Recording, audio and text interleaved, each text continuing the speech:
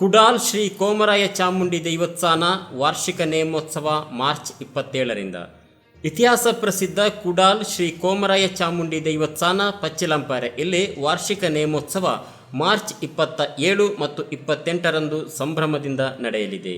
27ರ ಗುರುವಾರ ಬೆಳಿಗ್ಗೆ 8 ಗಂಟೆಗೆ ಸ್ಥಳಶುದ್ಧಿ, ಗಣಹೋಮ, ನಾಗತಂಬಿಲ, ಸಂಜೆ 4 ಗಂಟೆಗೆ ಶ್ರೀ ಗುಳಿಗದೈವದ ನೇಮ, ಸಂಜೆ 6:30ಕ್ಕೆ ಶ್ರೀ ದೈವಗಳ ಭಂಡಾರ ಏರಿ ಶ್ರೀ ಉಳ್ಳಾಲ್ತಿ, ಬಿಲ್ಲಾರ, ಮೈಸಂದಾಯ, ಕೊರತಿ, ಪಿಲಿಚಾಮುಂಡಿ ಮತ್ತು ಜೂಮಾವತಿ ದೈವಗಳ ನೇಮೋತ್ಸವ ನಡೆಯಲಿದೆ.